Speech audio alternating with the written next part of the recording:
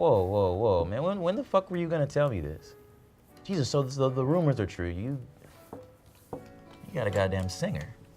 What did you guys think of Lilith? What did you think of this kind of dystopian future where things are very, very different than they are today? I was gonna wait, but I'm gonna say straight up that things actually in that film aren't that different than they are today. Like, they're really not. Like, I've seen so much of that crap actually happen, like, in front of my face, that stuff is real. And it's like, it's displayed in like a dystopian way.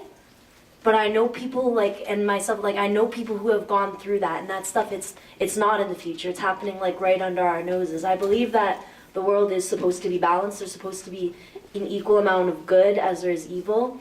But, like, I personally believe that the world is off balance, and that stuff that it is happening right now.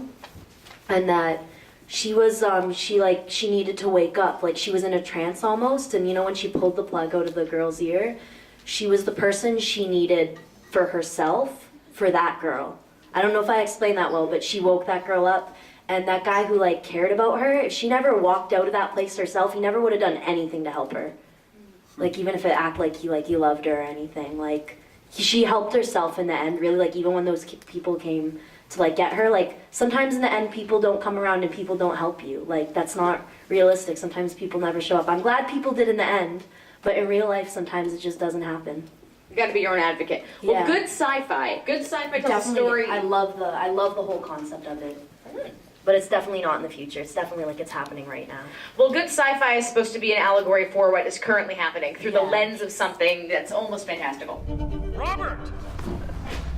What the hell are you doing? You know how dangerous it is to be this close to the cage. Adam, A very smart script, again, that doesn't explain everything to us. It just trusts us to have the intelligence to figure it out as we go along. And also the contrast between the scenes.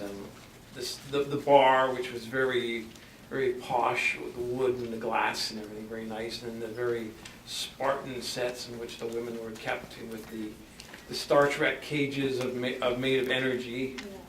Yeah. And we understand, of course, that there's a barrier there that she can't walk through it, even though that's never explained to us. We just picked that up on our own. The one thing I really, really didn't like is I hate audio feedback. And about 4 times in that film I had to cover my ears because I hate it when they do that. So. Yeah, definitely a jarring thing. I thought it was interesting that, like, if you can't hear, you can't talk back. Yeah. And it was really a big deal that he had a collection that could talk back, and all the problems that came along with.